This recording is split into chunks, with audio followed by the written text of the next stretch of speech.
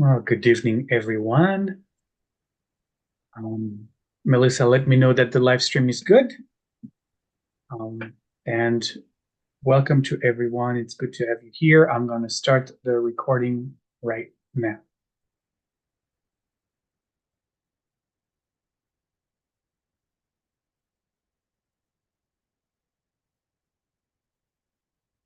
All right, friends, it's good to have all of you here on this glorious Tuesday, the penultimate session of our course on the history of Zionism.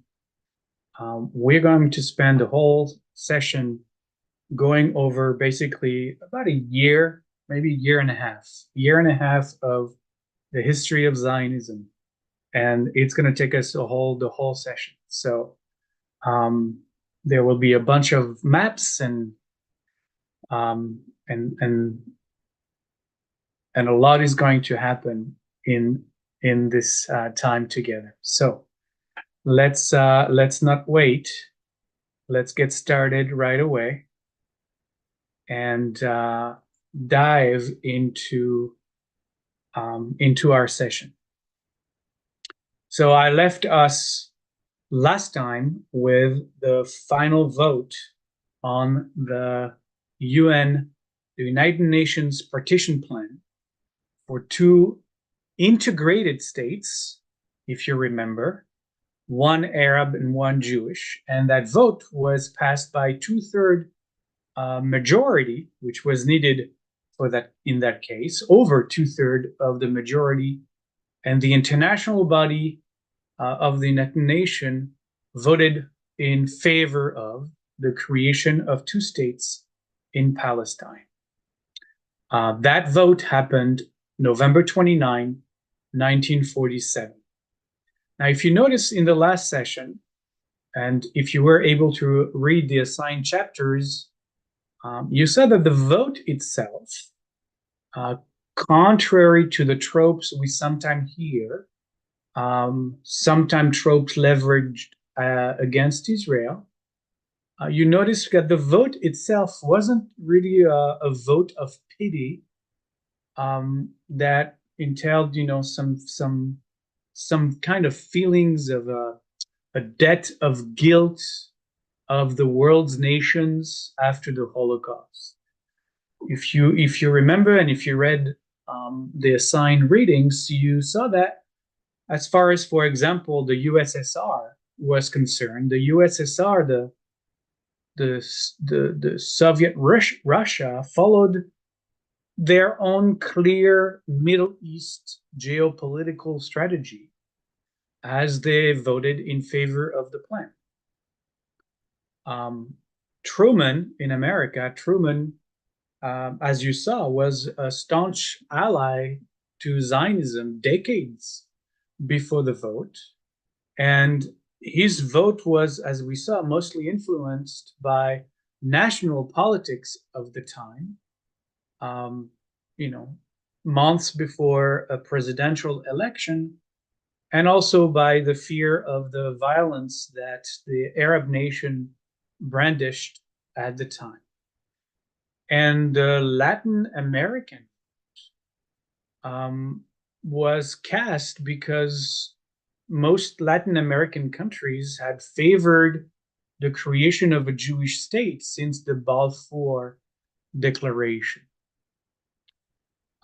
In no way we saw in any of the declarations of the leaders of the time any mention or any allusion to the Holocaust as having swayed or influenced their vote. Now, it is true that we need to admit that perhaps the majority report of the United Nations delegation might itself have been influenced by the delegation itself visiting the Jewish refugee camps, DP camps in Austria and in Germany. But we can only assume that might have been an influence in their proposing this. But as far as the official declarations of the world leadership of the nations voting for the partition plan, there were no official declaration or allusion to any sense of feeling pity or remorse or a deep sense of guilt or debt to the Jewish people because of the Holocaust. So I just wanted to mention that because it's one of the contention points that we often hear being argued over the why behind the creation of the state of Israel. So as a quick refresher, I want to briefly share once again the map of the partition plan so that we know exactly where we are starting tonight. So this is the partition plan. If you remember, it's hard for me to show it as a whole, but it was included in the items for last session. So we see, starting with the south, maybe the empty Negev that was proposed to be part of the Jewish state, the coastal area, the southern coastal area, abutting the Egyptian Sinai, was to the Arab state. Most of the central area of Palestine was given to also the Arab state, as well as the bordering territory with Lebanon, including Acre here, and this quite large part. For the Jews was the main central and northern coastal plain, as well as the Galilee that included Safed, Tzfat, and Tiberias, the Lake of Tiberias here. So that's, if you want to keep that in mind, or maybe you have it printed from last week, that's what we start with November 29, 1947. That is the assumption that this is what will come to pass. Two states intertwined, economically intertwined, as well as we saw, politically intertwined, administratively intertwined, because as we saw, the railroad, the post office, all of that was supposed to be, was planned to be shared between the two. So yes, two states, but two states with the assumption and the ideal that there would be, conjoined twins, really, in Palestine. What is clear is that the war between Jews and Arabs in Palestine officially begins the day after the vote on November 30th, 1947. The conflict started earlier. The conflict, we could date it to 30 years prior, when the British armies invade and then transform their conquest of the land into a mandate. But we know that there were also some violence in the year leading up to that, to the mandate, but less so because it was under Muslim rule and the Ottoman Empire's rule. So there was really no concern by the Arabs of the Ottoman Empire that the Jews would take over. There were some wonderment because several thousands Jews had moved in by that point. As you remember, by the mandate, there were about 50,000 Jews living in Palestine, in the mandate Palestine, but nothing to be scary to the Arabs. Things started to change with the mandates when it was no longer ruled by the Muslim Ottoman Empire. But really, the point that I'm trying to make is that it escalates into a war the day after the UN partition plan is voted, November 30th. So let's talk about the war that begins November 30th. And I want to start, we're going to look at it from different angles. The three main angles of the three major players in this conflict: Britain, the Arab world, and the Jewish Yishuv, the Jewish community in Palestine. We'll begin with Britain. The United Nations expected that Britain would support the peaceful transition of leadership to ensure the viability of the plan they had just voted on.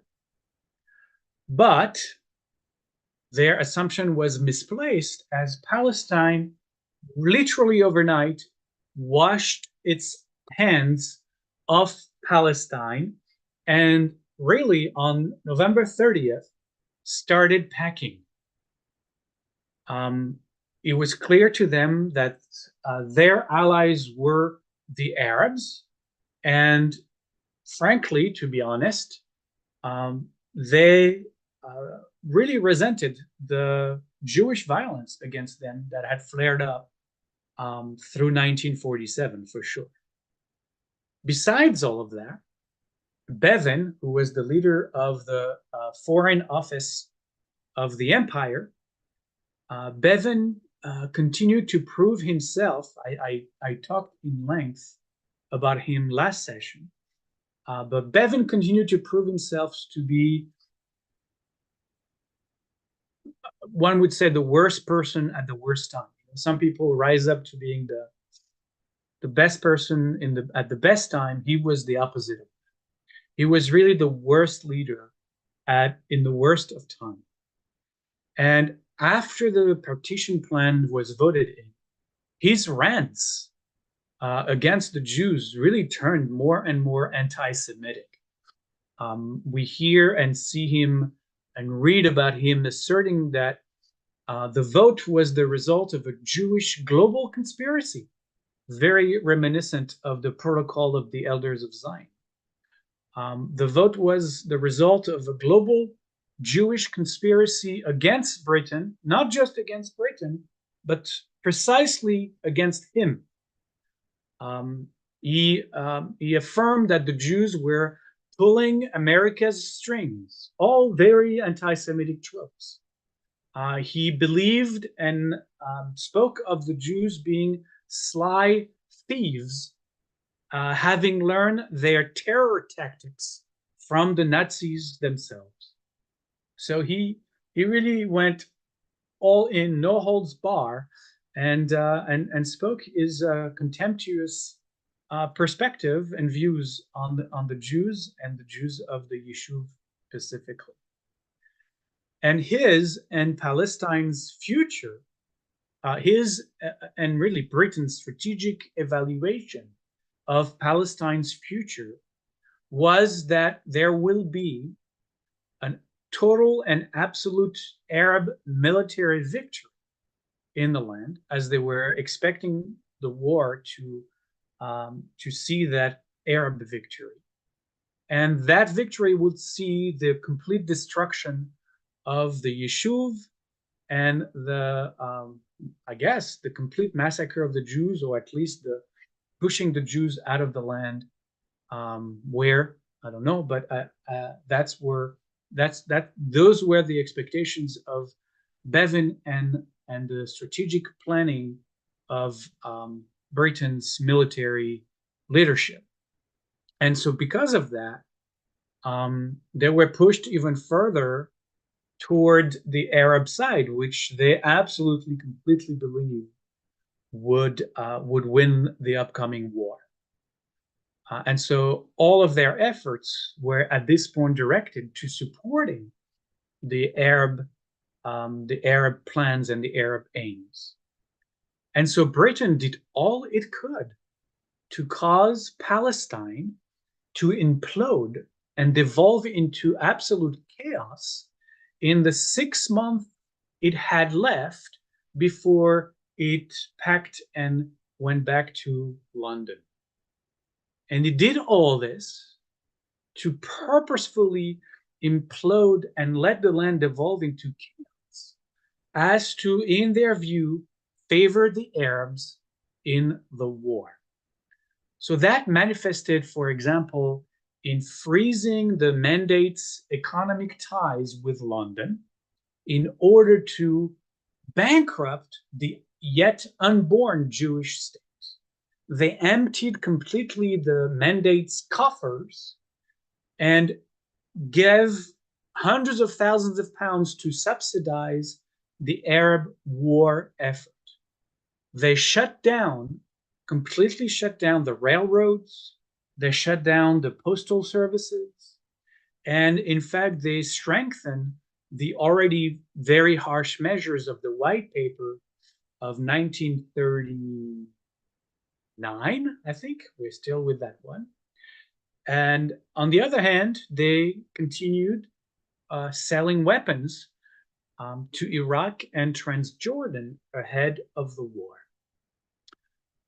As the conflict escalated in the month that followed, um, in the month that followed um, the declaration of the UN, um, and as they themselves were packing, they gave detailed advance notice of all the stages of their withdrawal, especially those from strategic positions in the land, to the Arab forces of the Mufti and of the Arab League as well, so that they could take over those strategic positions, those fortresses, those army bases, and gain immediately military advantage in the land, together with handing them all the remaining arms and ammunition they simply just left behind for them.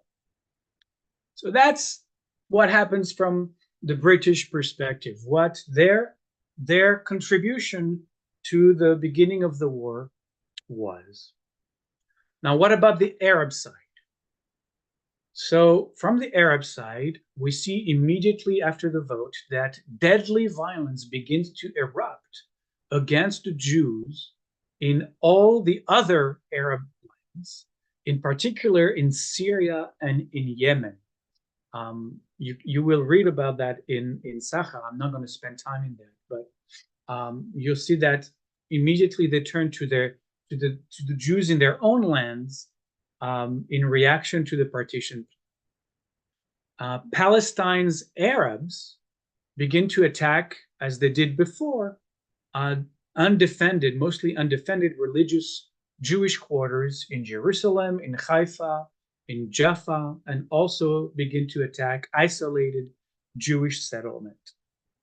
But these were not coordinated efforts.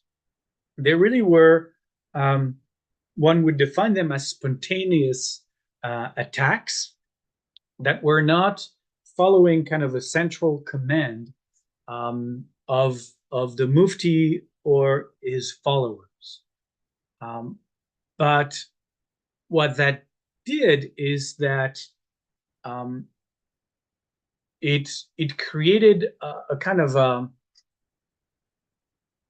bizarre explosion of violence in different places that were not actually centralized and organized to have the impact that it might have wanted to have through those attacks. And one of the reasons they were so more spontaneous than organized is because there was continued infighting between the Husseini and the Nashashibi families and factions. The more organized troops actually came from the Arab League, who immediately created the Arab Liberation Army that was created with the purpose of winning the war against the Jews in Palestine, and who began to send thousands and infiltrate the mandate Palestine, to infiltrate the mandate, so British Palestine still, immediately after the vote of partition. Thousands of fighters enter the land in all places, from the north, the south, the central part of the land. They come in from everywhere, and they begin coordinating their efforts to attack Jewish position, one of which was Jerusalem. They surround Jerusalem. They close Jerusalem off from the rest of the Jewish positions, the Jewish yeshuv, the Jewish community, and really besiege Jerusalem, mostly the West Jerusalem, the more modern part of Jerusalem, outside of the ancient walls um, of the old city. And Jerusalem, the Jewish side of Jerusalem, become really imperiled in the sense that no supply was allowed to come through, not just ammunition or ways to defend the Jewish position, but also any kind of food is prevented from coming in. So we have the Jews who are on the edge of starving and famine very early on in the beginning of the war in the winter of 1947, 1948. Which leads me to what's going on the Jewish side. On the Jewish side, I think the word that we could use to define what's going on the Jewish side is overwhelmed. I think that really would kind of characterize the state of the Jews at that time. Obviously, they celebrated the partition vote, but then as the violence flared up and they were seeing all the thousands of Arabs coming in from around from the surrounding states, um, overwhelm was really the key word in the winter and early spring of 1948. They were sabotaged from within by Britain, as I mentioned, and they were attacked from without by the Arabs of the Arab Liberation Army. And so the Zionist leadership gathered very quickly and sought to defend. That was their earlier strategy. Their first strategy was to defend every piece of land given to them by the partition plan and try to hold until independence could be declared once the British forces were out of the land.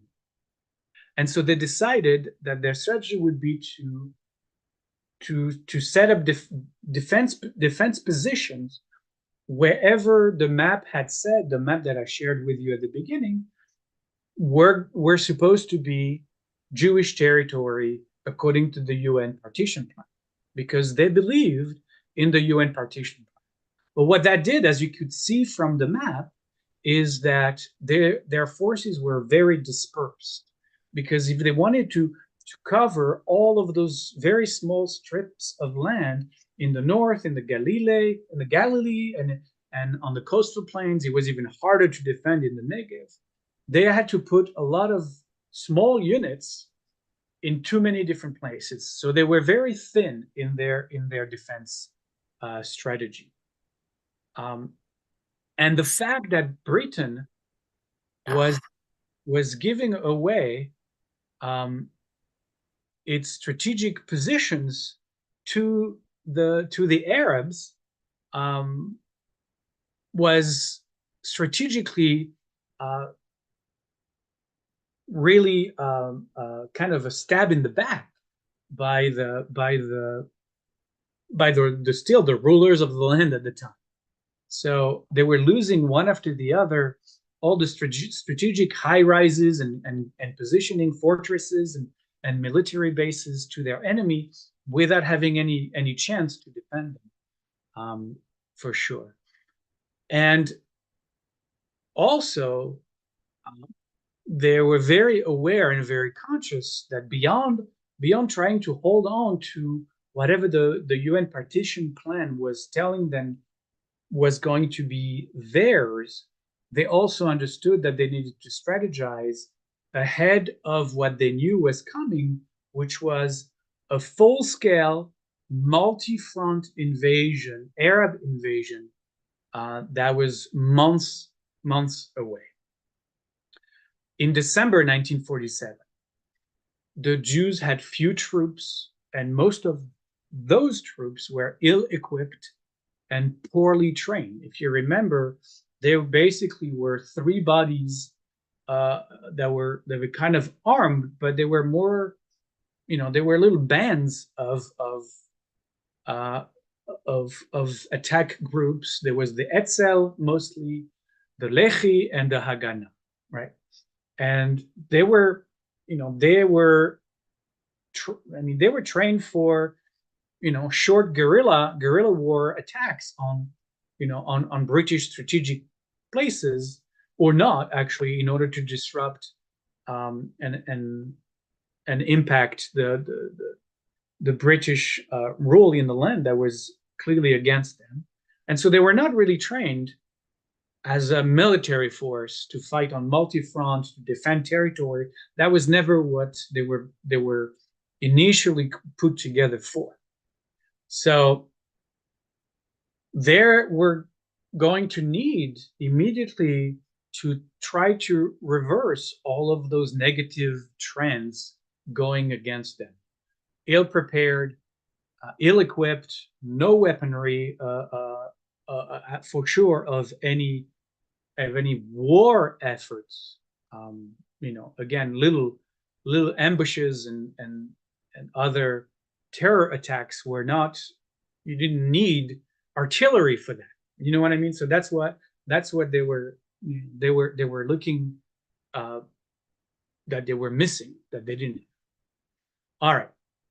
But so as they started to do that, and most of the winter was this strategy of adopting a defensive position, it became very clear by March of 1948 that that strategy was a complete failure.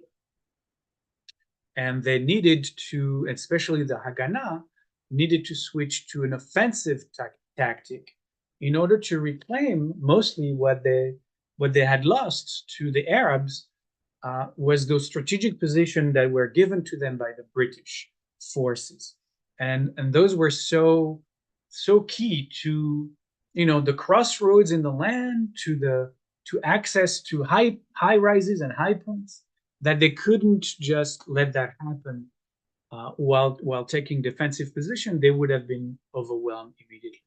So they decided to abandon their initial strategy and to shift to a more offensive position. But for that, they needed actual weapons. And it was Czechoslovakia that really, from April 1st of 1948, so again, 5 months since the declaration of since the vote of the the partition plan of the United Nations partition plan, from April 1st, it was Czechoslovakia that began supplying the Yishuv with arms and ammunition. Now, why did Czechoslovakia suddenly start to help? Czechoslovakia, of all nations in the world. If you remember your Cold War map, if you remember your Cold War map of Europe, you remember that Czechoslovakia was part of the Eastern Bloc, was part of the Soviet power, of the Soviet Union, right? And it's a fact not often acknowledged, but it was definitely Soviet Russia and also and Czechoslovakia, but it was Soviet Russia via Czechoslovakia that began arming the Jewish forces and played, therefore, a critical role in the Jews' ability to defend themselves, uh, and arm themselves to fight this war. Ultimately, as far as military support from the outside, Czechoslovakia is going to be the key player, the main player, almost the sole player in supporting the Jewish fight against the Arab invaders. And that's, it's a fascinating thing to think that, communist Russia is really through Czechoslovakia going to battle with the Jewish people in this case. Again, one would argue not necessarily out of the goodness of their heart, but because they really were banking on Israel turning pro-Soviet, and for many assumptions, many strategic reasons that they thought they could really get a foothold in the Middle East um, via being an ally and partner to the state of Israel. So it was strategically in their self-interest to do that. And as far as the Jews of the Yishuv were concerned, they didn't care what the motivation was. They only had, a few guns and a couple of bullets, and so anything was welcome. So, they were not very discriminating where the guns and the ammunition were coming from. But I think it's important for us to know that. What also helped the Yishuv, besides Czechoslovakia and Russia, was the absolute disastrous factiousness of the Arab camp.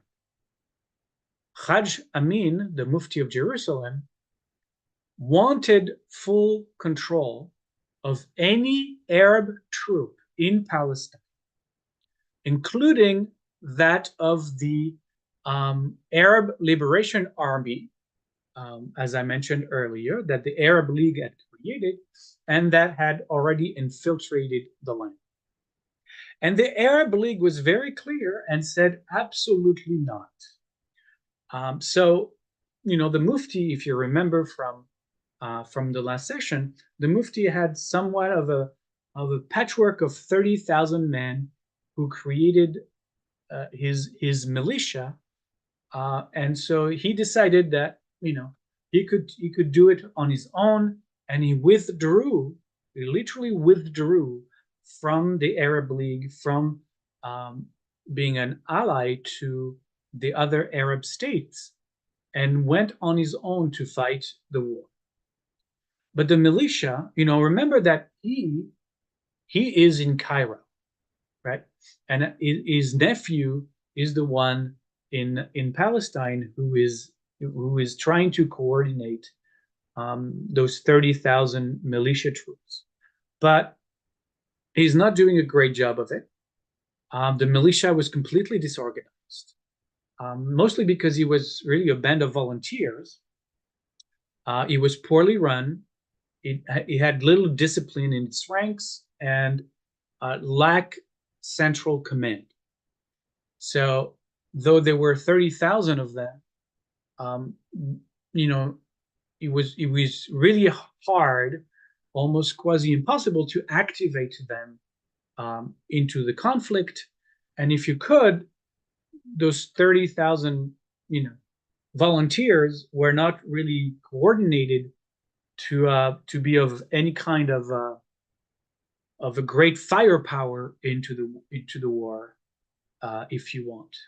And in addition to that, the Arab League saw the withdrawal of the Mufti as an attack on them, and in retaliation, they ordered the Arab Liberation Army to purge its ranks from any and every Palestine Arabs.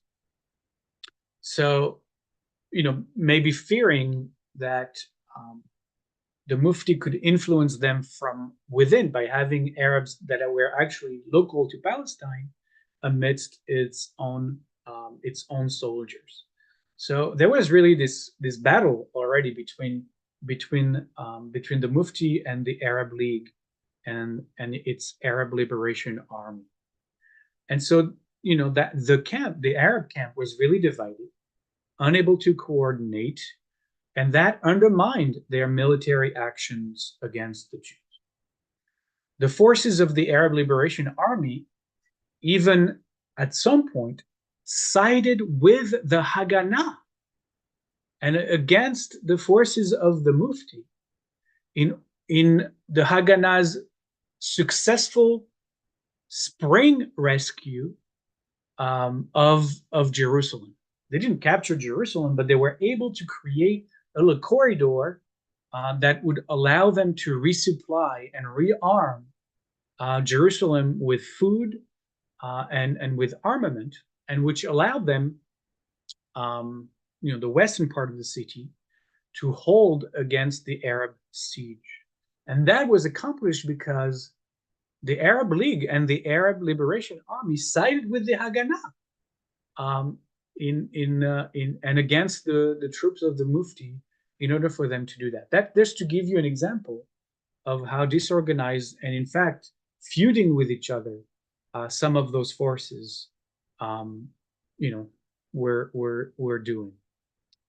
So the Arab disarray also allowed the Haganah to recapture those British fortresses that were given to the Arabs and key military bases, as well as launch a decisive offensive to capture Haifa, causing mass exodus of the Arab population from the sea. The Haganah also took over critical positions in the Upper Galilee, and in fact captured Tzfat, which was then, for those of you who know, who have been to Tzfat, it's high up on the mountain that overlooks the Lake of Tiberias and is a strategic high hill as a kind of a gateway to the Galilee. And they were able to capture Tzfat in those months while the mandate is still ending, but there's still the mandate. And Jaffa also falls to the Jews in the spring of 1948, causing Arabs to flee the city in terror. And I will share with you in just a moment why they fled in terror specifically, because it's an important part of the story of that time. By May 14, after having switched their defensive strategy to an offensive strategy, so through April and basically April and mid-May, so about 6 weeks, the Haganah had been able to achieve its goals of securing the coastal and the northern parts of the land that was given to the Jews according to the partition map, right, to the UN partition map. And having done that, having secured, the territories they wanted to secure so that the partition plan could actually come true, right, that was their only goal, they could now turn to face the coming invasion. Now, on the Arab side, so we're going to do a little ping pong here, right? On the Arab side again, they were in complete disbelief. They were in complete disbelief especially through the months of April and early May. They were in complete disbelief that the Jews could achieve all of these victories. And so they accused London of abandoning them instead of fighting alongside them, which is kind of ironic, knowing the length to which Bevan and London went to in fact shore them up and support them. But nevertheless, seeing all of the cascade of those defeats, they accuse London to betraying them. And in fact, London, especially Bevan, Bevan himself was completely dumbfounded because, again, as I mentioned earlier, he had been absolutely certain, without a shadow of a doubt, that the Jewish forces would be completely crushed by the incoming waves of Arabs from outside, but also by the revolt, by the war coming from within. Remember that those territories that were given to the Jews on the partition plan, right? 600,000 Jews lived there, right? But 400,000 Arabs also lived there. And so for Bevin, it was kind of a expectations that between the the infiltrations of those early troops of the Arab Liberation Army and the 30,000 soldiers or the 30,000 fighters that they saw the Mufti had inside the land, they were Bevin couldn't understand why um, the Jewish forces hadn't been crushed by the Arab fighters. Again, as I mentioned in the last session, he had absolutely and completely misread the situation. Let me explain. As a strategic offer to the Arab forces, to the Arab of Palestine, he, like I said earlier, had completely dismantled all of the mandates, government, and administrative structures. He had shirted completely all services with the aim of crippling the the Jewish community, the Jewish Yeshuv.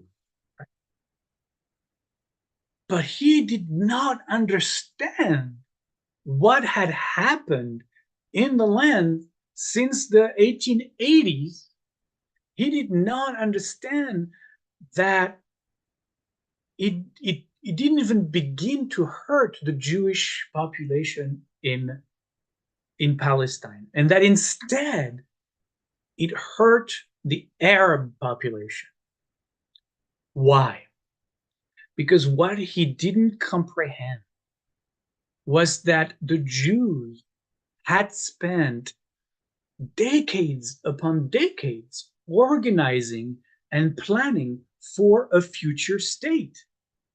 And they had, as we saw together over the many sessions of this course, they had from the earliest time created their own parallel government. Yes, they participated in the mandate and the political organization of the mandate, the economy of the mandate. Of course, I mean, we saw that they even supported Britain in the war effort.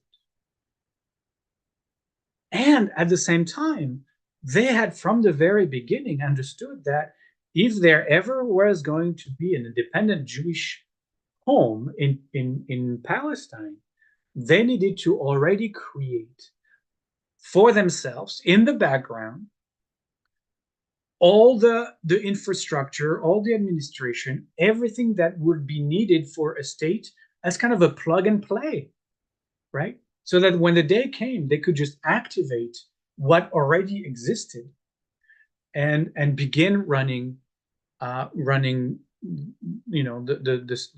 newly founded state. And it's not a new thing for Jews, right?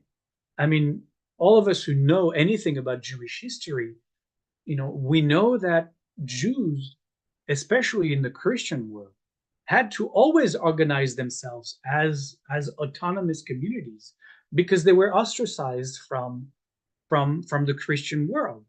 Shtetls were, you know, were completely, or as best they could, self-contained.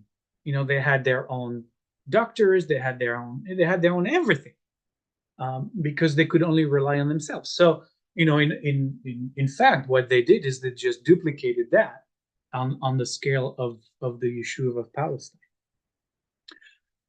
In contradistinction, the Arabs never did any of it. The Arabs never worried about building a state. The entire focus, if you remember, through the early years of the mandate, right? Before, when it was the Ottoman Empire, they relied on the Ottoman Empire.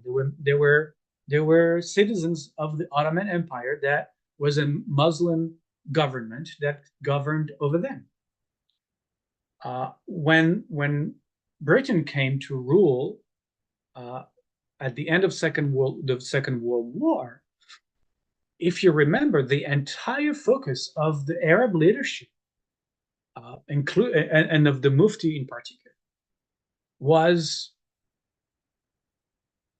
with every opportunity they got to fight the British mandate and to fight the Jews. They never once were willing to even remotely cooperate, either politically or economically, with the mandate. And you remember that because, time and time again, Herbert Samuel, who was the first governor in Palestine, offered the Mufti and offered the Arabs to come in and take and participate in the government of the country, but they refused over and over again. I remember several people asking why would they do that? Why would they refuse to participate? Well, they relied on the mandate to run the land, maybe as they had with the Ottoman Empire before. They relied on the mandate to run the place, to support and supply Arab towns, villages, farms, and settlement. And they drew the leadership of the Palestine Arabs drew power not from participating with what they saw as the infidels having come to rule the land. They drew power, in fact, from their relentless opposition to everything, and by riling the masses under mostly religious, but also nationalistic pretext to resist and to revolt. They vied for power. Again, I'm just recapping a lot of the history we've seen together, and you can refer back to those sessions. They vied for power through infighting and violence. The Nashashibis and the Husseinis, but they were not the only ones. And with that, they really never looked to build a governing infrastructure for their future Arab state. We can speculate, but that now comes to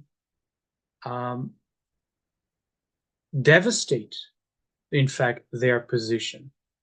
Because when Bevan purposefully collapses everything to strangle the Jewish Yishuv, it completely shattered the entire Arab society instead, and then gave the Jews a decisive advantage. And so the Arab leadership's obstinate refusal to participate in the governing of the mandate had now come to deal them the greatest strategic blow. Worse, as the war went from bad to worse from the Arab perspective, the Husseinis and the Nashashibis, as well as all the other prominent Arab clans of Palestine, the intellectuals, the political and military elites, those were the first to leave the land and take refuge in neighboring Arab states. Like, we're talking January of 1948, like a month after the vote, as the war begins. And in fact, at the beginning, because of the British support, you might say that it was the Jews who were falling behind, and the Arabs who were winning. Even at that time, all of the elites, like I said, the intellectuals, the political and military elites, they up and left. They sold all their possessions, and took their money with them to neighboring Arab states. And so they, I don't know how to say it any differently, but they, for all intent and purposes, they deserted the people that rely on them at their time of greatest need. And we can't underestimate the, what that meant for the mass Arab population in Palestine. Not only has the entire structure of the land, the administrative, political, judicial structure of the land completely collapsed, but in addition to that, the leadership, the leadership of Arab Palestine is leaving. So no wonder, all of those volunteer, in the Mufti's, in the Mufti's militia. No wonder they were disorganized. No wonder there is really no coordination possible. Everything around them is collapsing and falling apart, and they're supposed to fight a war, and they don't know how to begin with, and then the people who are supposed to lead them and guide them immediately leave the line. So all of this, all of this nightmarish piling up of negative consequences on the Arab side means that, yes, the miraculously, you might say, which is why the Arab League and Bevin can't believe their eyes. The Jews, in fact, make gain and are able to hold on to the territories that the map had told them were going to be theirs. And their opponents are in complete disbelief. But in a lot of ways, they created the context for this to happen. From lack of foresight, from whatever, we could analyze that, and I'm sure a lot of very intelligent people have written on this topic. But again, I'm just looking at it from high ground, from generalization. Anyways, so at 8 a.m., to be precise, at 8 a.m. on May 14th, 1948, the British Mandate of Palestine comes to an end, and the last British civil and military personnel is now leaving the land. By mid-afternoon, all hell broke loose in the land as fighting erupts everywhere. And with that, at 4 p.m., David Ben-Gurion reads the Declaration of Independence of the State of Israel in Tel Aviv. 76 years to this day. You will appreciate that I timed this specific session to be on May 14th, 76th day. This is today the Israel Independence Day, and we are exactly talking about that on this date. So you're welcome. David Ben-Gurion at 4 p.m. in Tel Aviv declares the independence of the State of Israel, May 14th, 1948, and pleads as part of the declaration that is broadcast on the radio. And everybody in the land is listening to the radio except for the Jews besieged in Jerusalem that have been cut off from the rest of the Yeshuv. So the Jews in Jerusalem have no idea the State of Israel is created until weeks and weeks later. David Ben-Gurion add to the Declaration of Independence, and I quote, "We extend our hand in peace and neighborliness to all the neighboring states and their peoples and invite them to cooperate with the independent Jewish nation for the common good of all. That's, end quote, what Ben-Gurion declared on the radio that day. Interestingly enough, on the Arab side, no one declared the independence of an Arab state in Palestine.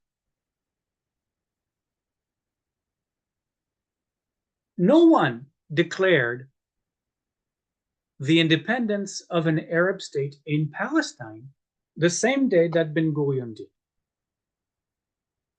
I find that quite fascinating. The Arab nation's sole aim was to eliminate the Jewish state as it was born.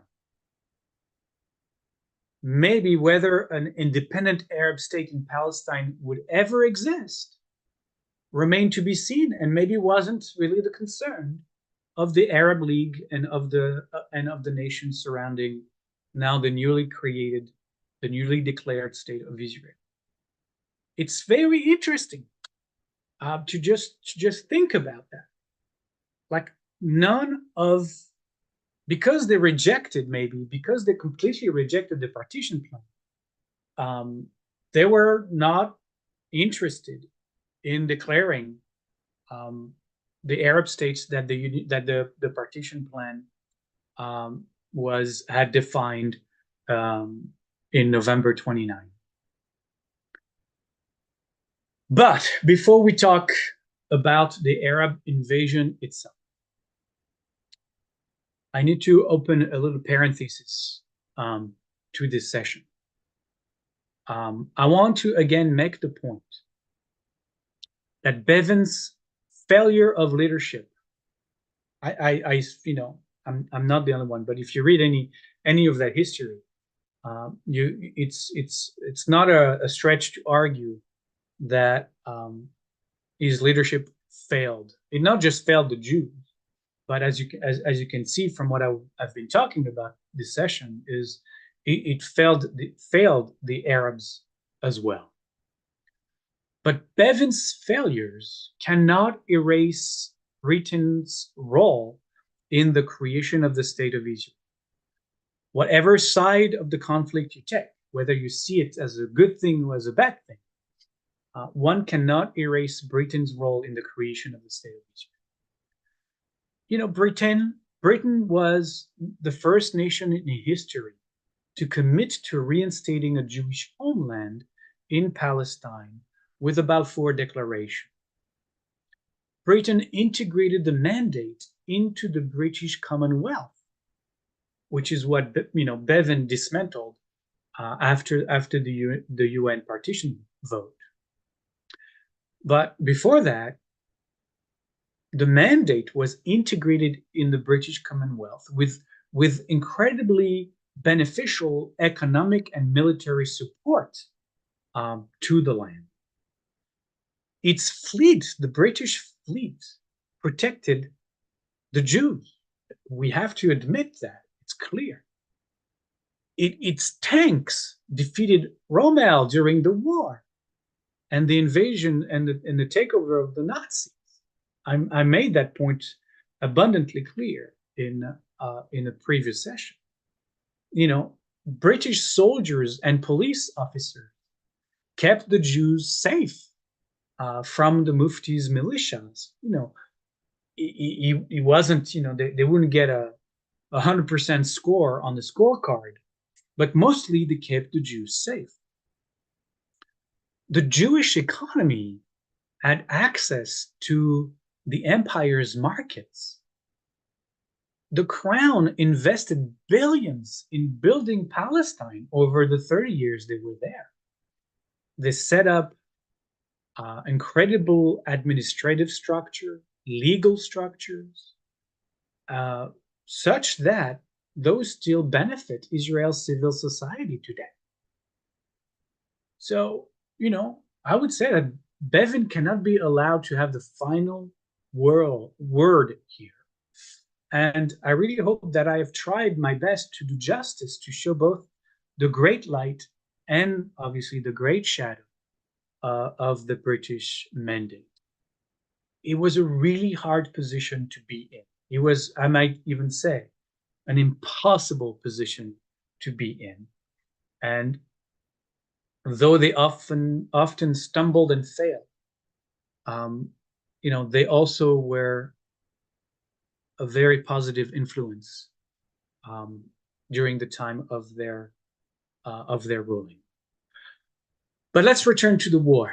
Let's return to the war. Let's close the parentheses and return to the war. It wasn't just, or maybe at all, for the benefit of the Arabs of Palestine that the Arab states that surrounded Israel attacked immediately the newborn country. So let's look at the motivations of those around the table.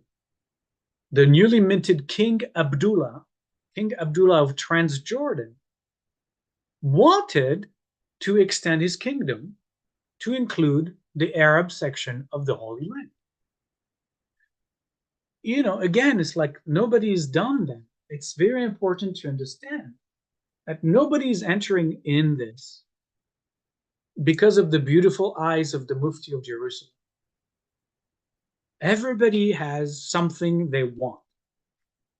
They do not enter into the war against the newly born state of Israel on behalf of the local Arabs of Palestine. They do not. I need to state that again. They do not enter into a war against the Jewish state for the benefit of the Arabs of Palestine. That is not why they are doing this. I want to be very clear. King Abdullah, he wanted to extend his kingdom. And we talked about this several sessions ago when we talked about, the discussion of where did the British Mandate draw the line, right, following the Jordan River to split Palestine between Transjordan and Palestine itself. Because at that time, Abdullah wanted what's now understood to be the West Bank to be included in his kingdom. Why? Because Transjordan is mostly a desert, and he knew that the areas of what we know today to be the West Bank had more economic value, agricultural value, and economic value. So from decades prior, he had a keen interest in that part of the land to be assigned to the Transjordan kingdom. And so his motivation for the war is exactly the same motivation he had decades before when he made that claim with the British Mandate, that he wanted that part of the land. The Syrians up north, the Syrians also for the longest time wanted to take over the Galilee in the northeastern part of the state of Israel. They had wanted that when, if you remember, when the Mandate was, discussing where the border was going to be, as they were creating together with France in the Sykes-Picot agreement about where Syria and Lebanon were going to be French, were going to begin, and where the British Mandate was going to end.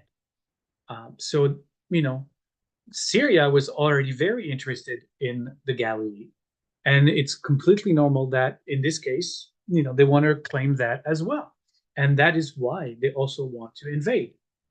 Again, not for the goodness of the Arabs of Palestine, again, as the British Mandate. It's complex, but it's very important for us to know there is no state of Palestine. That's why I just mentioned there was no state of Palestine that was declared on the 14th of May, 1948. right? So we don't have a sense of Palestinian Arabs. That's why I keep saying the Arabs of Palestine, as I've been saying, the Jews of Palestine, because that refers to the British mandate. So I'm trying to be very precise with my terms on purpose, right? And at first, so we know what Syria wanted, and we know what Transjordan wanted. And at first, actually, Lebanon, Iraq was going to join into the war. Egypt and Saudi Arabia, who is not ultimately or barely going to join, their first response was that they were going to be sitting the war out. At first, they were not very interested at all in intervening. What changed their mind was the strategic territorial gains that the Haganah had made during the spring offensive, during the month of April and early May. And that changed their mind.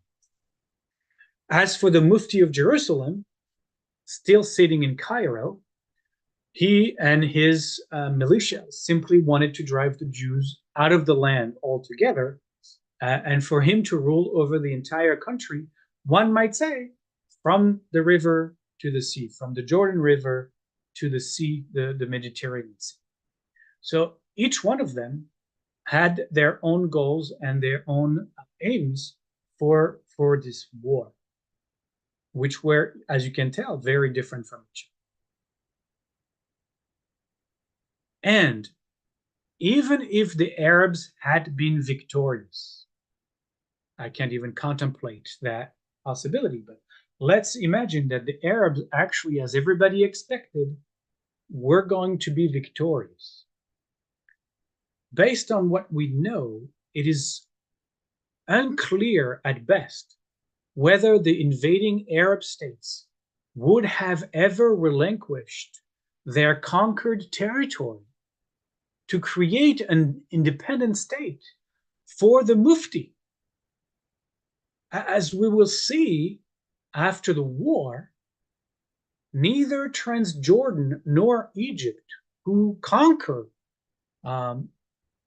much of the land that was in fact allotted to in the partition plan to be an Arab state in Palestine, neither Egypt nor Transjordan ever give the land they conquered back to the local Arab population as an independent Arab state. And we'll see that over the 2 decades until 1967, the almost 2 decades where Transjordan and Egypt's rule over those parts of the mandated Arab independent state of Palestine, they never create or never come together to say, let's make those parts of the land an Arab independent state for the local Arab population of Palestine. That never, ever happens. That doesn't happen. They were there for 20 years. They had plenty of time and definitely all that they needed to make that happen, and they don't make it happen. And again, we can speculate as to why. I would leave that to other people and other scholars to do so. In the days leading up to the invasion, none of the Arab countries can unite to coordinate their attack because everyone was on its own, vying to grab as much of Palestine as they could for themselves.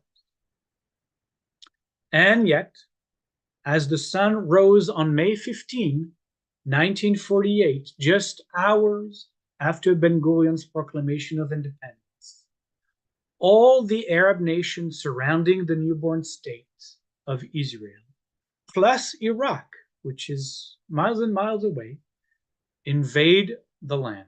So I'm going to share with you, and that's also will be emailed to you tomorrow, the invasion, where the invasion comes from.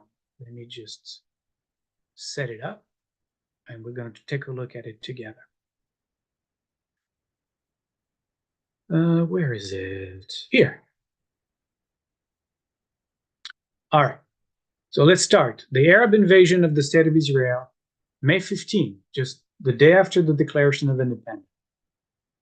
So from the north, the forces of Lebanon um, basically come in to take um, to take over the northern part of the state that was supposed to be for um, for the Arab independent state, and then, as you see in the darkened spaces, a little more.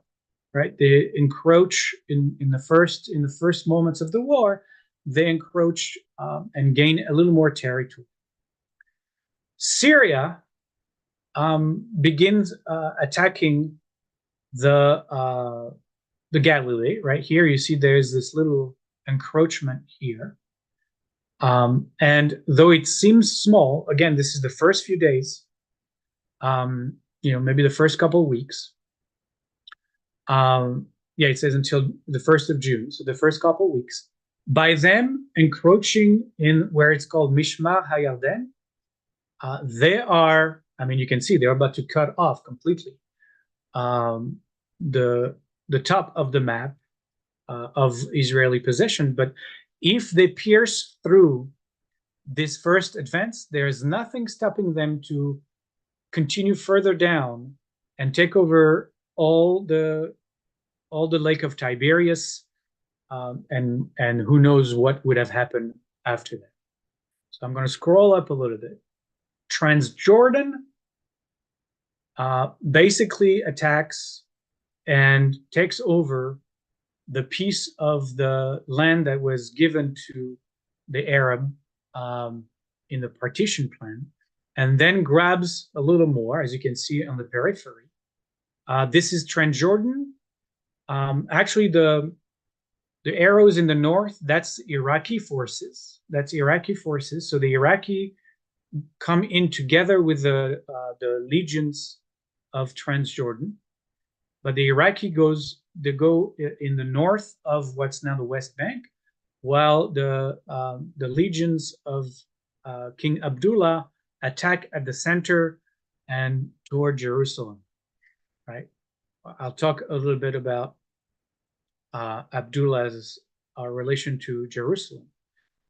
Here in the south, from the Dead Sea, those are mostly the forces of the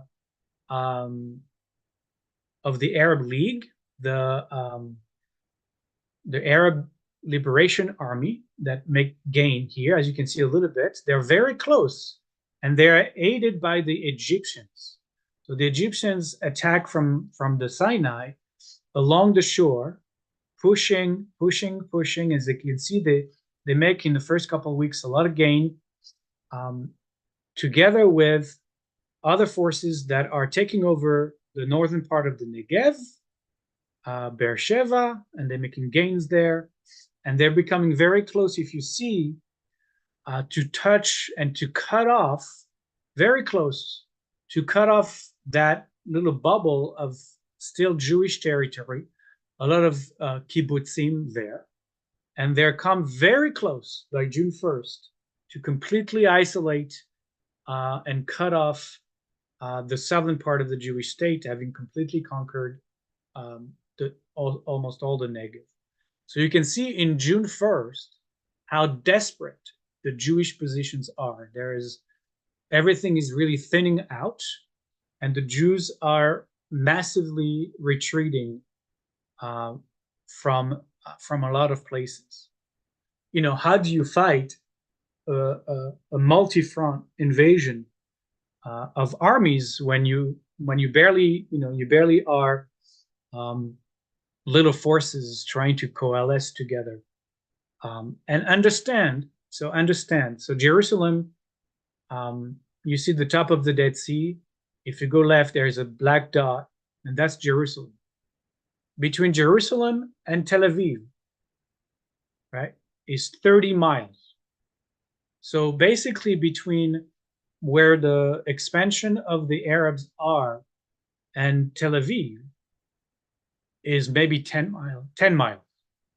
I would say 10 miles. Right? So those forces here invading the Iraqi forces and then the Transjordan forces, they're 10 miles from Tel Aviv. This is a very, very narrow band of land that the Jews now have to defend. I mean, 10 miles is nothing, and you can see that the Egyptians are also coming from the south, barely 10 miles, maybe 15 miles to Tel Aviv as well. So this is the first 2 weeks of the war and the invasion of the state of Israel in its first stages. Pretty dire situation for the Jewish forces after just 2 weeks of combat. All right, so keep that in mind. You'll receive this map in your email tomorrow. So to recap, the Jewish defense forces, despite all efforts, as you can tell from the map, were not prepared to fend off the invasion. They had no air force, absolutely no air force. They had no artillery, and only had as many enlisted soldiers that the Arab League, Arab Liberation Army, had brought together. So 30,000 against those 30-ish thousand. And that's not including the armies of the other states, right? That's just the armies that that coalesced together as the Arab Liberation Army. Right? They also didn't have, as you see on the map, any kind of defensive depth. So they had nowhere to retreat to.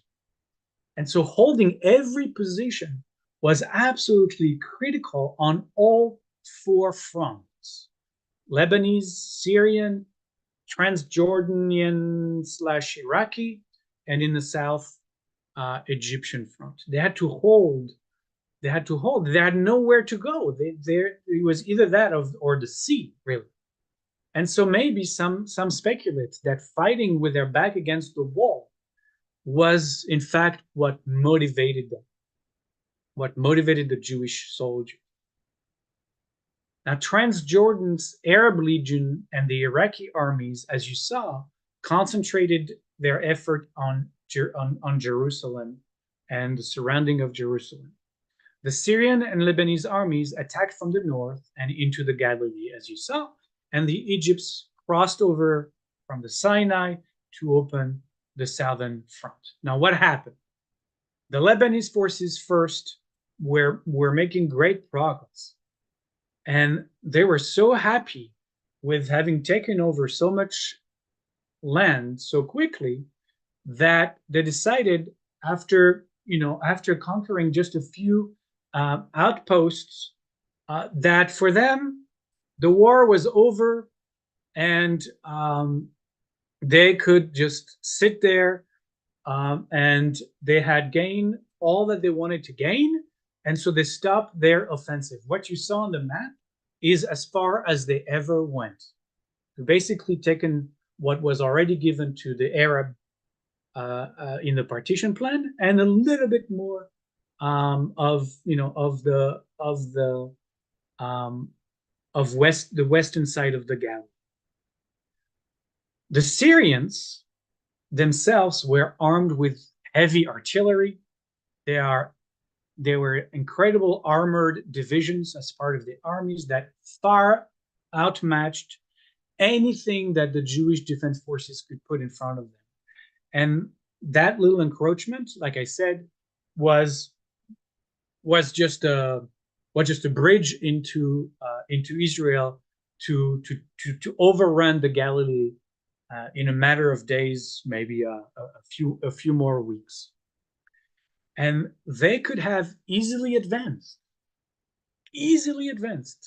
but they turned around after one of their tanks. You read about this in Sachar's chapters. It's quite astonishing. One of their they had sent like a few tanks ahead of the rest of the army, kind of to scope the land, to kind of have a feel for the Jewish defense forces there, because they were very hesitant.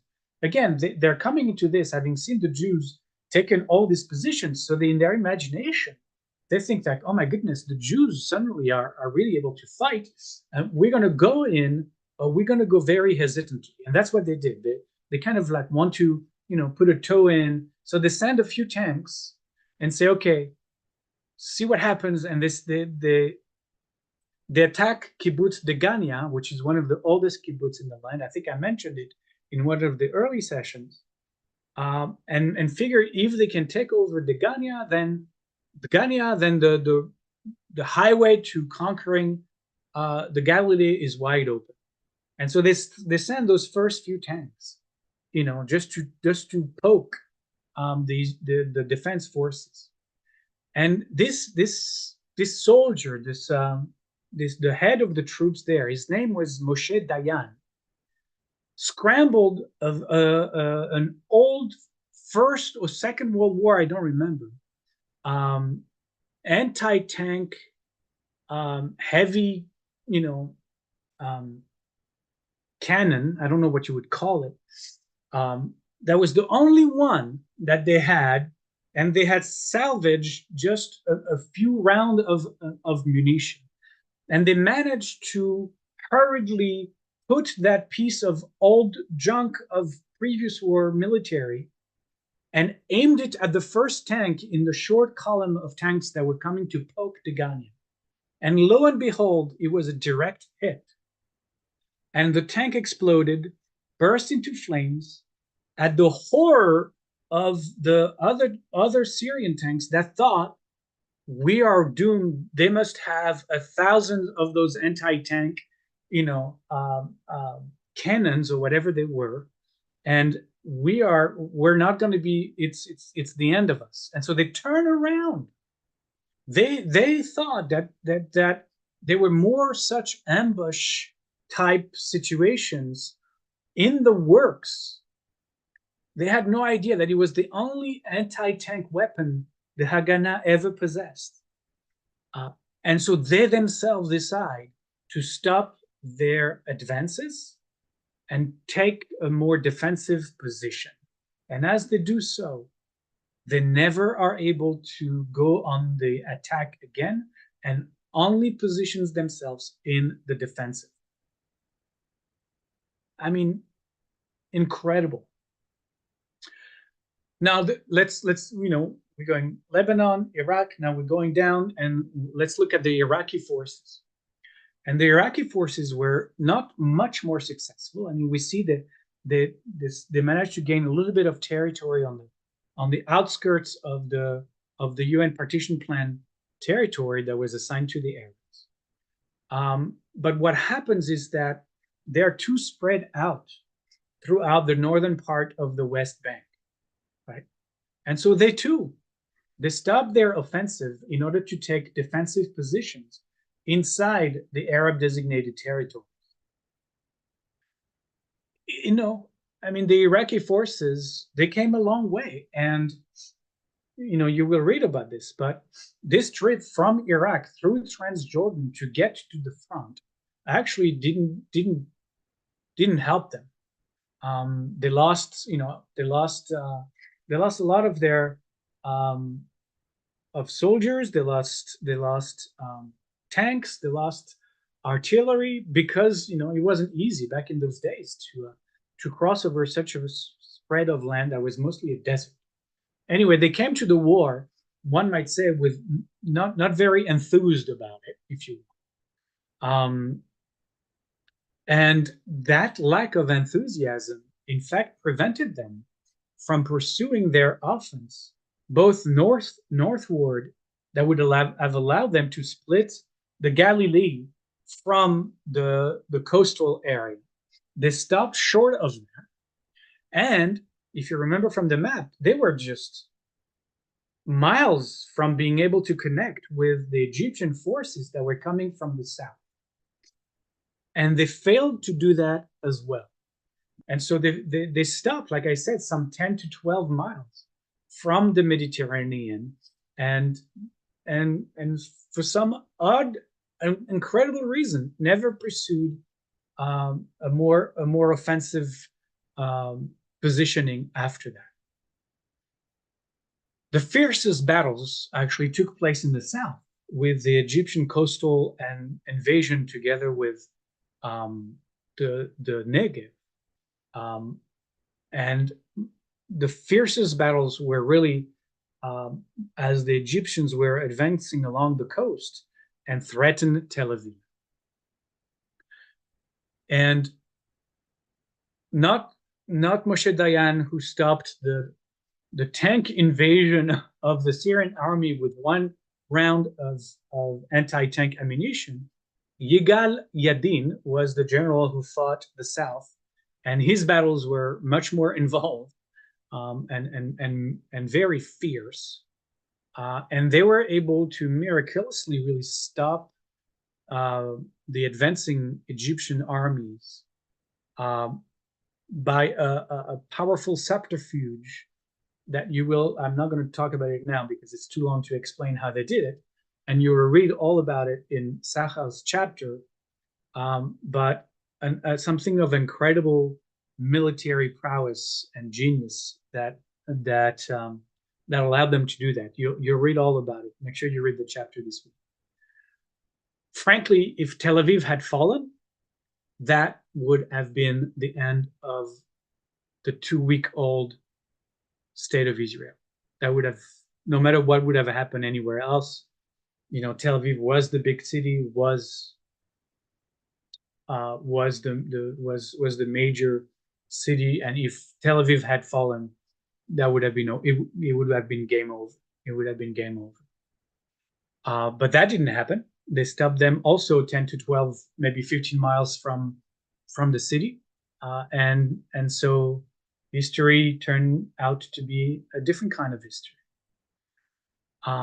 By June 11, so June 11 is the first truce in the war, and you can you see that by that point the Arab invasion had been somewhat successful, even though stopped, but somewhat successful, and they had captured, in fact, an incredible amount of land, and especially the Egyptian army, though they were, let's say, 15 miles from Tel Aviv, they themselves had artillery that was capable of hitting Tel Aviv.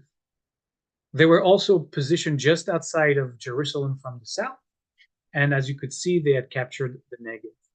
So the Jewish situation in the south was especially dire, and Jerusalem was being besieged by the Arab Legion of King Abdullah, together in the south, so coming from the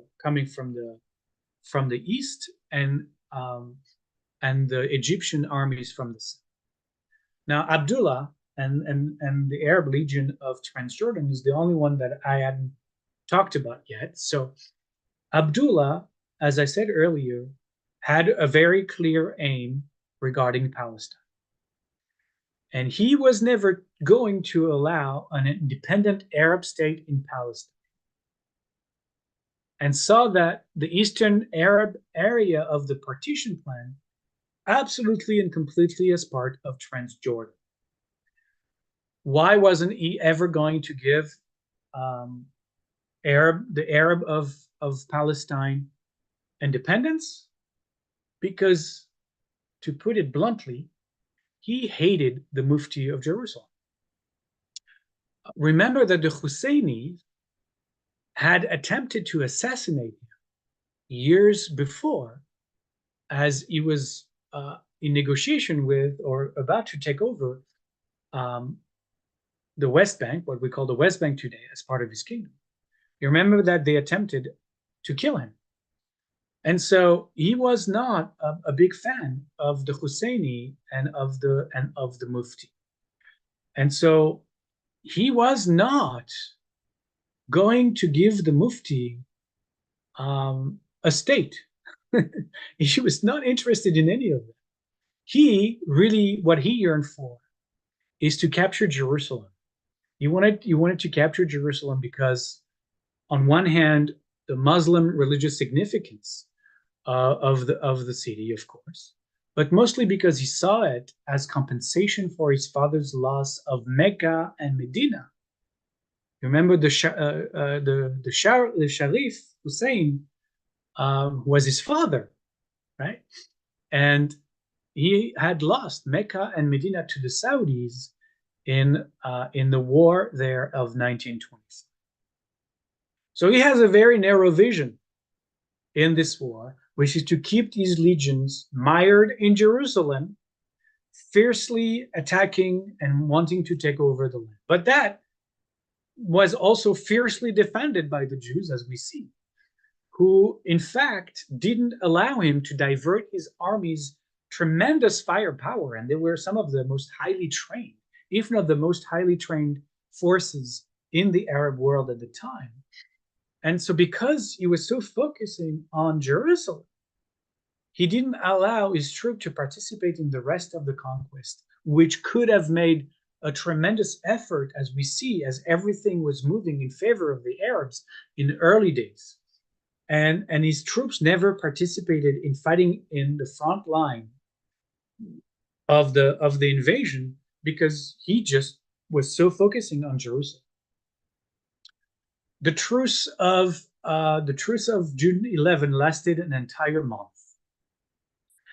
Both sides were exhausted. They were short on manpower, and especially the Haganah, who had at that point tried to consolidate together with Etzel and the Lehi into one fighting unit. They were short on weapons.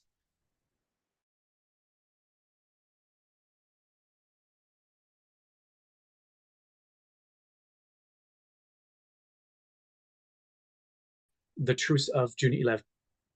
Now, in the lull of the war, both sides strengthened their positions, mobilized additional fighters, and rearmed, as you would expect people to do, but not as much as the Jewish forces.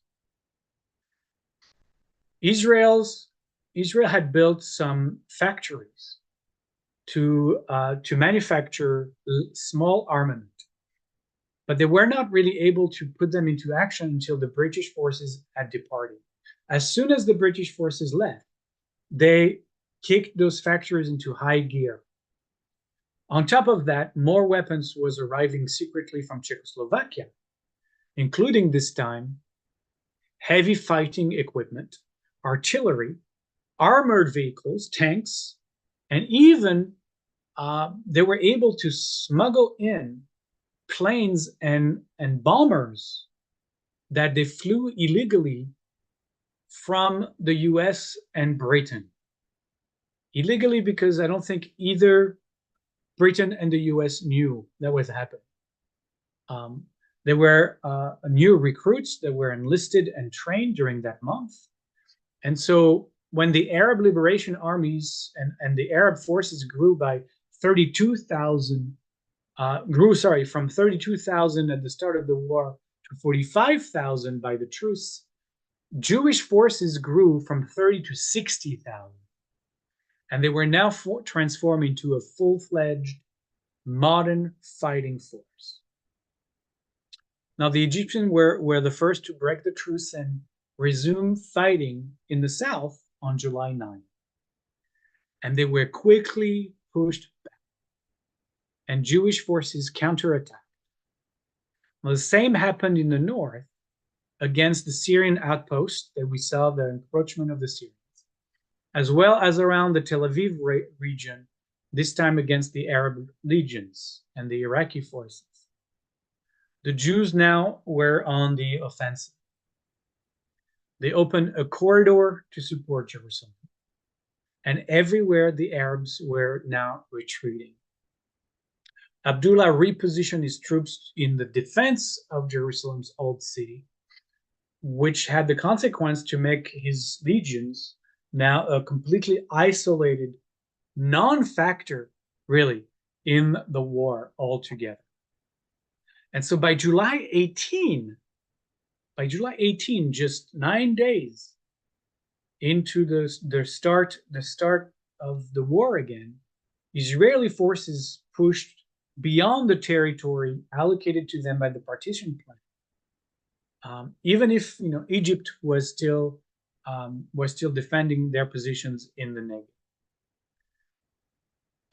I want to open another parenthesis here because this is very important. It's a critical part of the narrative here, and that's about the Arab population of Palestine and the refugee crisis that becomes known as the Nakba, the disaster in the Arab narrative, mostly the Palestinian narrative.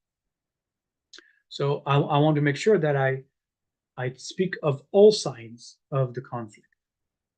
So in the early months of 1948, so now we're back January, February, and March of 1948, right?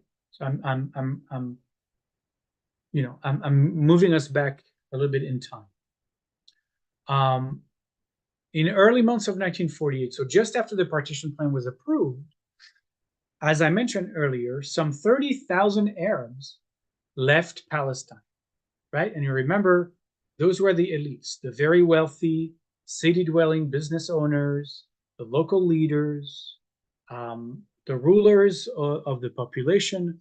Like I said, they sold everything and they took their money and fled to other Arab states. Even though at the time, the Arab positions were looking really good. Once the Arab Liberation Army comes in, there is even a greater sense of victories at hand. But that didn't stop, the elite Arabs of Palestine to do what they needed to do for themselves. But in the chaos of British evacuation, and as I mentioned earlier, their purposeful dismantlement of all governmental infrastructure, more Arab families leave.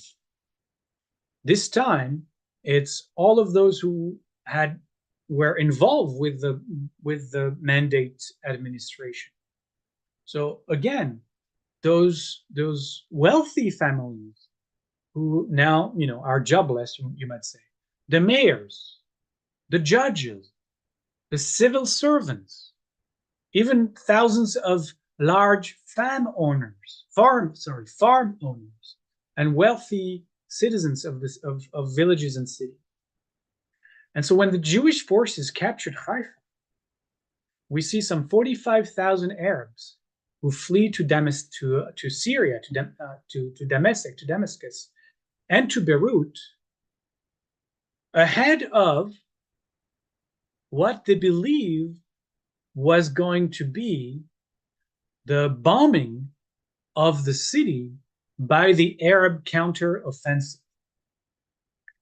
And that's an important key, right? The Jews at first, they take parts of Haifa, and as that happens, the local Arabs think to themselves, well, surely now that we have all these new forces that have come into Palestine, and with the forces and the Air Force, the city is going to be bombed, and so they leave a lot because of that. Now it is known, because we have historical records, that the Jewish mayor of Haifa pleads with the city's Arab leaders to stay. And one of the reasons is that the Jews were concerned that world opinion would blame them for the mass Arab exodus in Haifa. And so with that proposal from the Jewish mayor, Haifa's Arab leaders, kind of confused, turned to the Mufti and the Arab League and asked for advice. And the response they get was that Arabs should never, ever allow themselves to live a single day under Jewish rule. And so eventually another 30,000 Arabs leave the city for Lebanon. All in all, just in the last weeks of the British Mandate, 175,000 Arabs leave Palestine. Now, there are some testimonies, and you can find a lot of that even today online, Um, we hear testimonies by descendants of Arab families who left claiming that they were advised to leave by Arab leaders who told them they would return at war's end after the Arab military victory. And if that's the case, and we don't want to disregard direct testimonies, but if that's the case, that probably only happened at the local level, because all the official historical records that exist show that both the Arab leagues and, in fact, Jewish radio broadcasters urged the Arabs to stay, which makes sense strategically, because you would want any Arab of Palestine of fighting age to stay and fight alongside, the invading forces. So to me, it would make more sense that that the Arabs were asked to stay. So again, I want to believe direct testimonies, but again, I don't historically it's hard to validate, because if we only look at the historical documents, that does not there was never um, a direct call, whether in the newspaper or on radio broadcast or in any political discourse by any Arab leaders, that said directly, officially, to the Arabs of Palestine, "Oh, you can leave, pack your stuff. It's just temporary. We're going to win the war and you can come back." Again, maybe because, I don't know, it's like there were no consciousness around there could be a Palestinian, an Arab Palestinian state. Again, I mean, I know I've said that a few times. Anyways,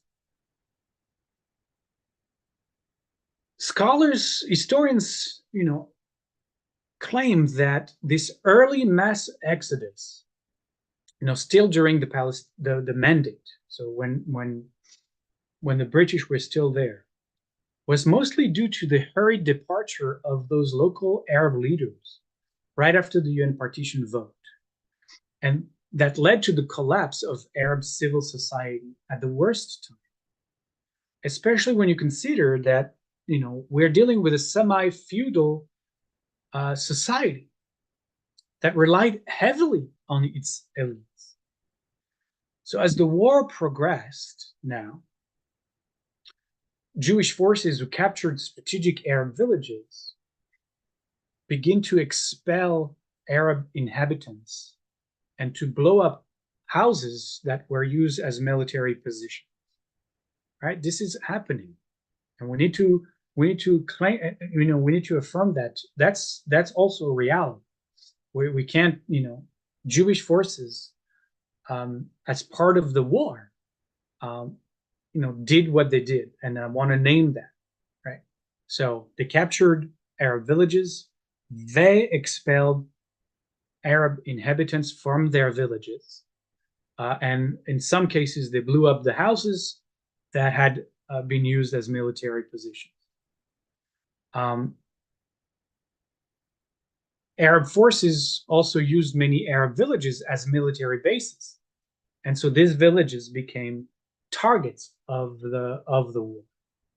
Now, on April 9, 1948, so about 5 weeks before the end of the mandate, the Etzel forces, so not yet consolidated, unified forces, that's after the independence, the Etzel and the Lehi conducted an operation against a village that was defending the entrance to Jerusalem. So it was a strategic village just on the outskirts of Jerusalem that was in the way of basically having access to Jerusalem. This village is called Deir Yassin. In Deir Yassin, the Jewish forces capture the village and proceed to massacre 200 Arab men, women, and children in the most brutal and barbaric way. which forever leaves a stain on Jewish resistance and the Jewish war of independence for sure. These acts of barbarism are condemned by the Haganah. They are condemned by the Yeshuv, the Jewish leadership, the Jewish government. But news of the massacre obviously spread throughout the land. And as they spread, they are amplified and distorted by the Arab leaders everywhere over weeks and weeks and weeks. And this distortion of the massacre for propaganda purposes, of course, to paint the Jews in, saying that all the Jews are like these Jews, actually backfires against the Arab leadership. Why? Because this now exaggerated narrative ends up causing great fear and trauma among the Arab population. And this great fear and trauma infuses all the Arabs in the land as the war rages on. And so Arabs begin to panic and to flee in terror. That's what I used this word earlier. Like in Jaffa, right? I use that word in the case of Jaffa. Sometimes before any Jewish forces reach their village. Right? You see what I mean? It's like Deir Yassin was absolute horror. I can't stress that enough. But the fact that it was made even more horrible by telling and retelling the horror of the day and broadcasting that in order to, I think the aim was to make the Arab population angry, to push them maybe to take up arms and fight. What it did is actually terrify them. And so Arabs panicked as the Jews were advancing toward their village. They started to flee in terror, abandoning their homes, abandoning their villages. And as the war progressed and the Jews made territorial gains, we know that 250,000 Arabs have fled really ahead of the Haganah's advances by the June 11 ceasefire. 250,000 Arabs have already fled by the June 11 ceasefire. Now, post-ceasefire, as we see, the Jewish forces take advantage of this Arab, really national paranoia by broadcasting threats ahead of battle, which causes Arabs to completely evacuate their own villages before Israeli troops ever arrive. And so by the summer of 1948, some 300,000 Arabs had left Palestine, and more joined in the fall as the Israeli forces gained ground in the Negev. By the end of the war, we're almost there, my friends. By the end of the war, in December 1948, the estimation is between 500,000 to 700,000 Arabs had fled their homes and villages. According to the UN, and I'm going to show you the map. I don't have to show you the map. We're running out of time, so you'll have the map as part of the documents. 260,000 crossed into the West Bank, right? 70,000 found refuge even beyond the West Bank into Transjordan itself. 190,000 went south and settled in Egyptian-controlled Gaza. 100,000 went north into Lebanon. 75,000 went into Syria. And some smaller numbers went into Egypt, to the Gulf Emirates, and other places. And this, of course, completely changed the balance of population. if you recall, right, I mentioned it earlier, there were 400,000 Arabs inside the partition plan that was assigned to the 600,000 Jews, right? And so that flips on its head, of course. And as a kind of tit for tat, Arab states from Morocco all the way to Iran would themselves expulse about 900,000 to a million Jews from their land in the decades that followed. And I have included a map as well for you to see that happening. So as we close, almost close, but I want to end tonight with the end of the war. Now the fighting grounds to a near halt. We've seen that in the north with Lebanon and Syria just basically stopping and being on defensive position. And the war turned really turned to the south because Transjordan now is bogged down with trying to take over Jerusalem, and that's not happening.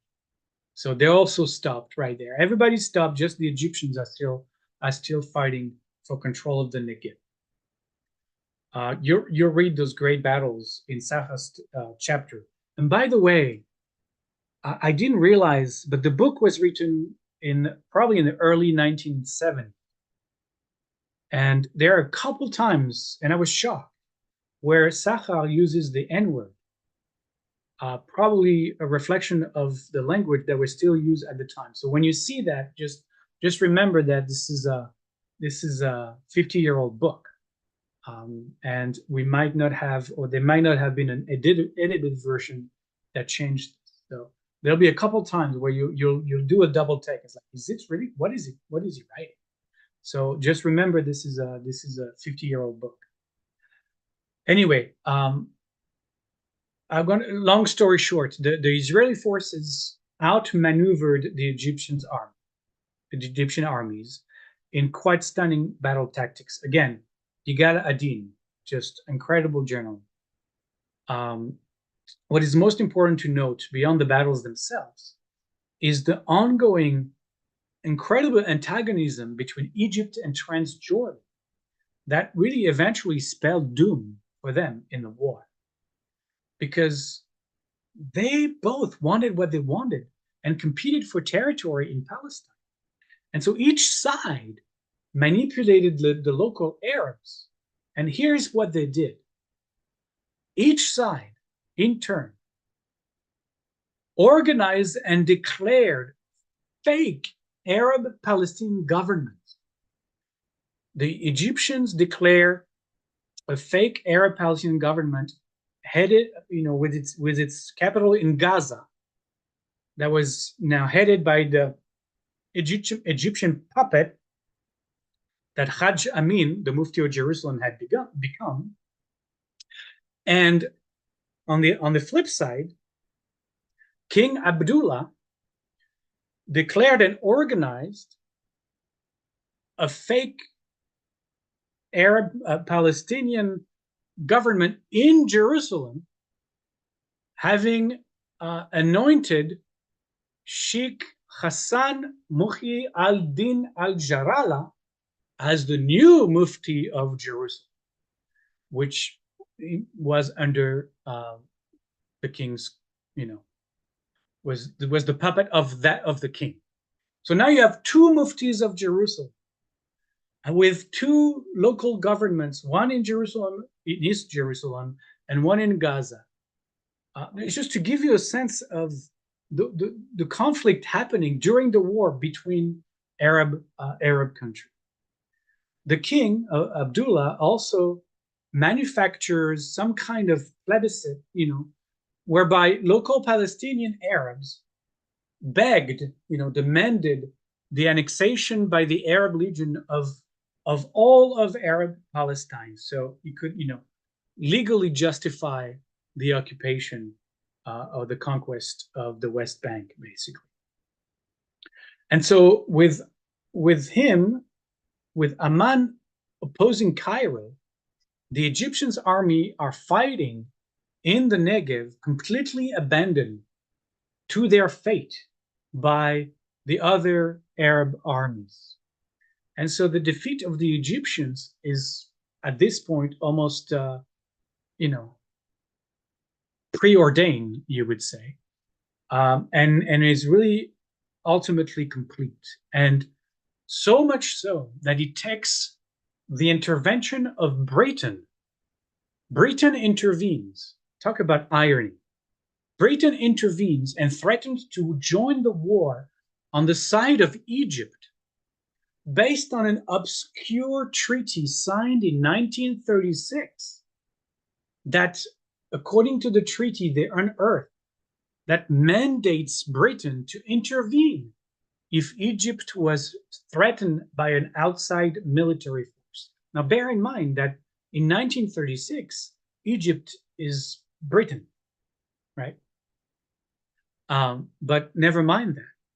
And so Britain literally on the global political stage threatens Israel to join militarily with Egypt in case the Israelis go too far in encircling the Egyptians' army. Because the way that the Israelis had managed to encircle the Egyptian army was by now and slightly entering inside the Sinai and cutting the armies off from any retreat to escape from the battle. And though Israel was clearly on the verge of annihilating Egypt's armies, Ben-Gurion decides not to risk it. He decides that he doesn't want to have Britain's armies in his doorstep.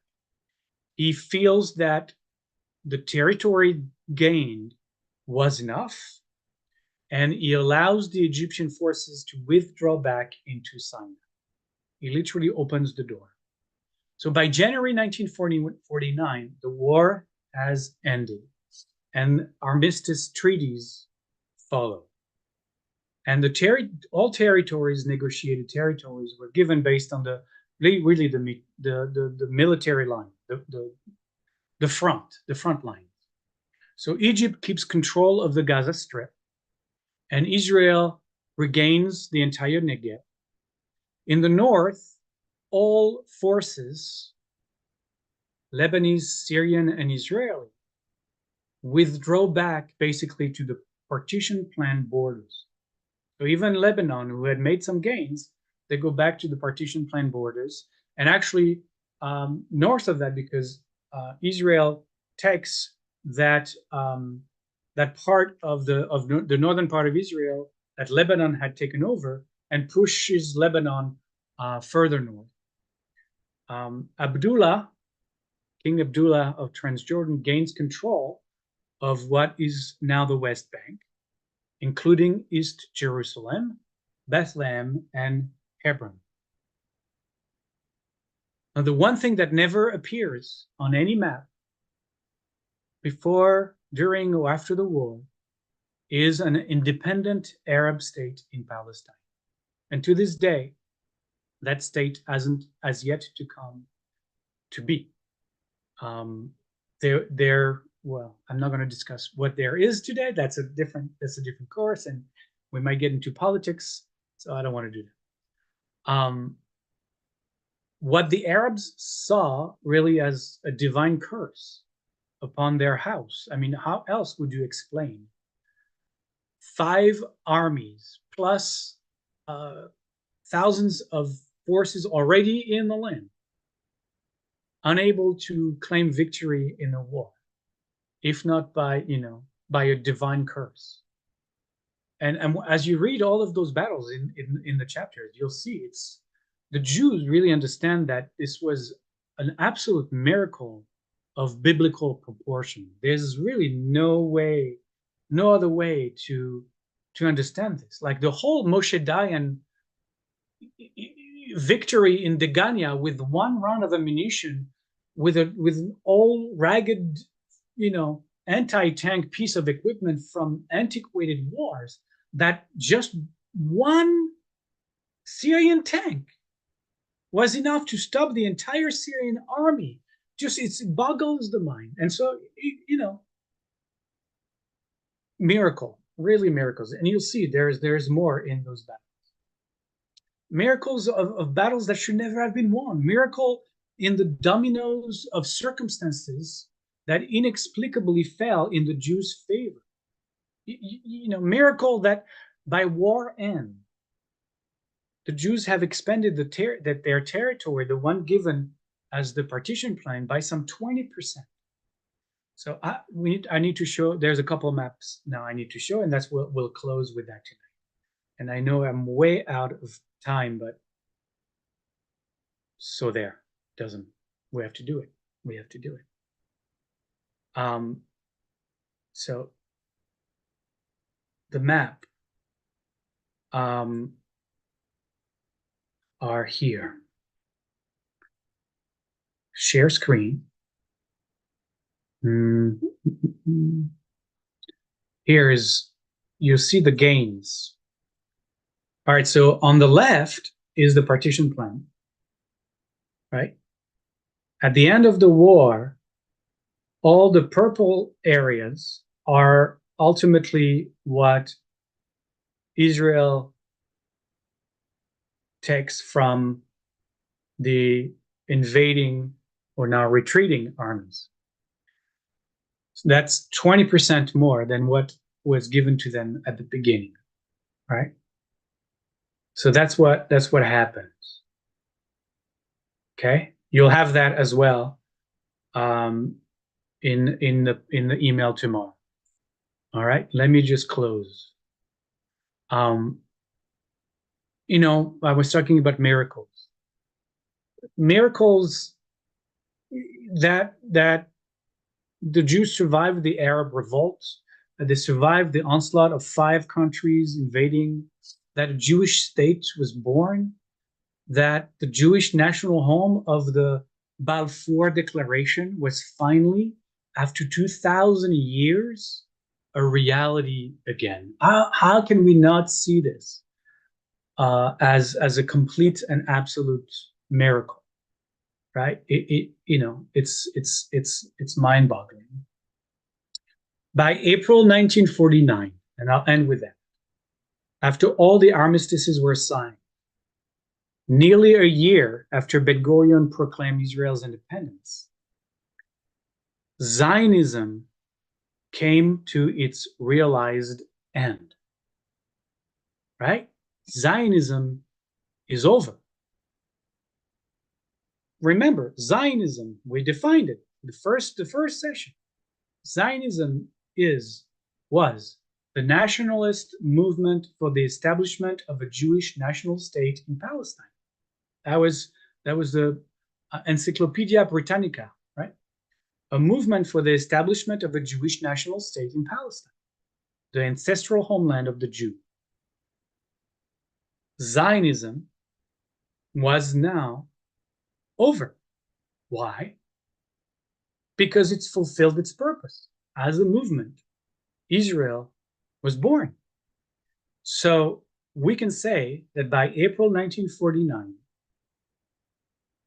Zionism, as what it was founded to be, no longer exists, no longer has, it's over, it's done, it's finished. It's fulfilled its purpose. And so at that time, I'll share one more map and we'll end with that. This is what we're left with. Israel is in white. It's still a pretty precarious place to defend, but that's Israel now, right? You have Egypt in green with the Sinai, and now the Gaza Strip, which is a little darker shade of green, but that's all of that is Egypt. Okay. We have Lebanon in the north, Syria northeast, and then you have Jordan or Transjordan that becomes Jordan. And Transjordan, the king Abdullah got what he wanted. He has expanded his kingdom to include what's written here as the West Bank. That is Jordan. That is now Jordan. Again, there is no independent state of Palestine. This will be the map This will be the map until 1967, right? So almost 20 years, for almost 20 years, that is the map. Israel is born. Jordan, Transjordan has expanded its territory. So has Egypt. And and the next 20 years will be, two more wars against the state of Israel, which I am not going to mention because that's not the purpose. This is the history of Zionism. And so the history of Zionism just came to an end. Now, the last session, I'm going to talk more about how does that fit in, today and what we are hearing. But this is where the story ends. Really, this is the end of the history of Zionism. Now, of course, the name Zionism now takes a different life, but we're going to close with that in the last session. Zionism comes to an end the day of the Declaration of Independence by Ben Gurion, and the end of the war. You can go either way. You can go either way. All right, my friend. This is where we close. I didn't start with Shalom, but I should at least end with Shalom. And thank you for staying tonight. Thank you for, spending the 2 hours with me. But I couldn't cut that into different halves. So here we are. We'll close your eyes and find your breath.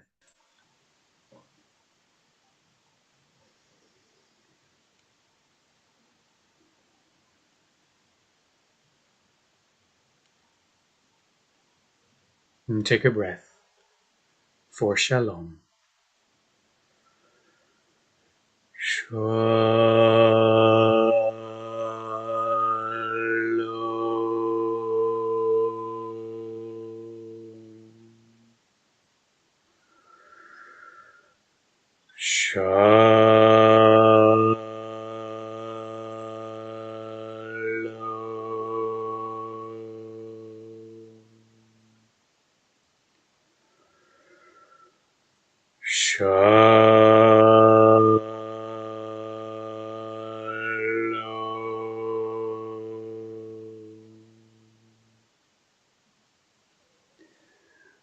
Thank you all. Moderne. Thank you. You're welcome. Thank you. Good job. Modani. Thank you, Rabbi. You're welcome. I'm glad you discussed the Nukba. I sent in a question about it, but you covered it. So Okay, good. But I am still curious about in the beginning of the war, what role, if any, did the Irgun play in the defense of the country? Yeah. So I don't have time to get into all of this. You and I can talk about this at a different All right, time. no, that's fine. That's Yeah, fine. of course. I like to ask the questions that stump you. So. That's okay. No, that's All right. I just got through talking with Lior. He texted me while we were Oh, good. in class, so I guess he should be back soon, real